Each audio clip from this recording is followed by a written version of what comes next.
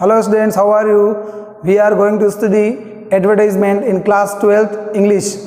पिछले वीडियो में आप लोगों ने देखा होगा कि हम एडवर्टाइजमेंट के अंदर दो तरह के एडवर्टाइजमेंट अब तक पढ़ चुके हैं। Number 1 matrimonial and second 1 job vacancy.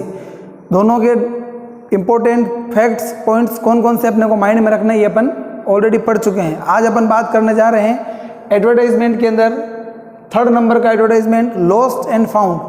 ये भी एक तरह का एडवर्टाइजमेंट होता है जब कोई चीज़ अपनी खो जाती है या अपने को कोई चीज़ मिलती है, ठीक है, तो उस कंडीशन में भी, खोने की कंडीशन में और मिल जाने की कंडीशन में भी एडवर्टाइजमेंट लिखा जाता है। सपोज़ मैं हूँ और मुझे मार्केट के अंदर कहीं पर कोई पर्स मिल गया।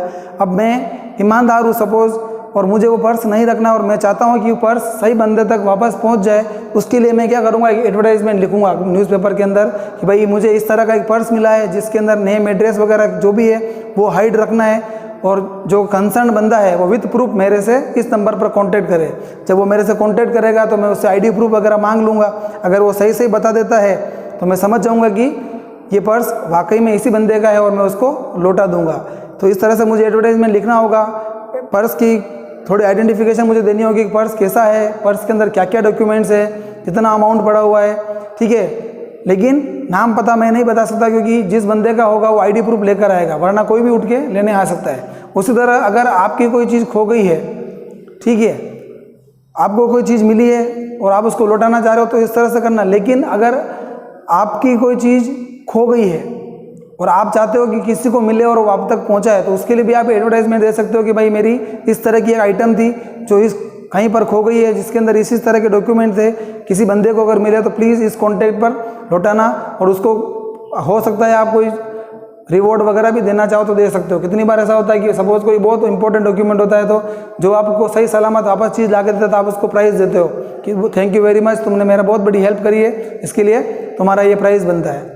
गवर्नमेंट भी इस तरह कितनी बार बड़े बड़े ओकेजन्स पर लोगों को, अच्छे काम करने वाले लोगों को क्या करती है, उनको रिवॉर्ड देती है, ठीक है। तो आज पढ़ रहे हैं अपन लॉस्ट एंड फाउंड। इसके अंदर रिक्वायर्ड डिटेल्स के अंदर कुछ छोटे मोटे पॉइंट हैं, जल्दी से देख लेते हैं। सबसे फर्स्ट पॉइंट लिखा है मैंने कि description of item lost and found. जो भी आइटम आपकी गुम हो गई है या आपको मिली है उसका डिस्क्रिप्शन यानी कि डिटेल आपको मेंशन करनी है। सेकंड पॉइंट आता है स्पेसिफिकेशन ऑफ द आइटम।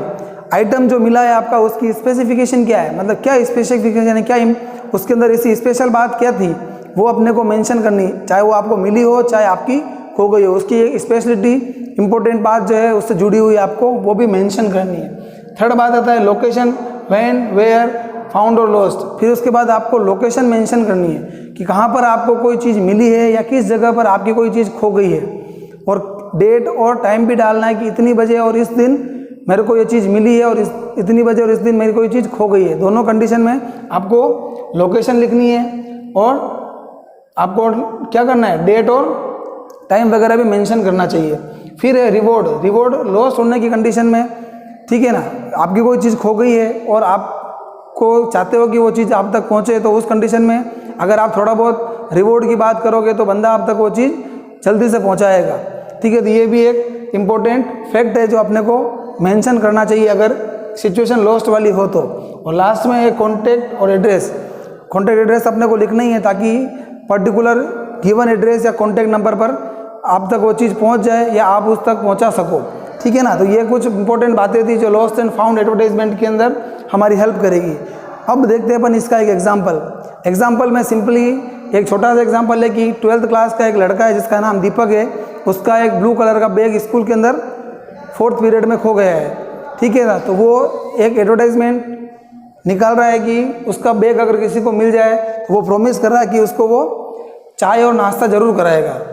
तो इसको लिखा कैसे आप देख सकते हो कि लॉस्ट हेडिंग डाल दिया अपन ने क्योंकि उसका बैग खो गया है, हेडिंग हो गई लॉस्ट। फिर लिखा मैंने a bag of blue colour containing some important documents was lost yesterday, यानी कि एक ब्लू कलर का बैग जिसके अंदर इंपॉर्टेंट डॉक्यूमेंट्स हैं वो कल खो गया है। कहाँ खोया है, तो डेट डाल रखी है कि जुलाई 10, 2019 इस डेट को खो गया है। Somewhere in school library, school की लाइब्रेरी में कहीं पर गुम हो गया है। इन द 4th पीरियड, जब 4th पीरियड चल रहा था और उस समय वो लाइब्रेरी में था तो उस समय उसका ब्लू कलर का बैग जिसके अंदर इंपॉर्टेंट डॉक्यूमेंट्स थे वो कहीं पर खो गया है।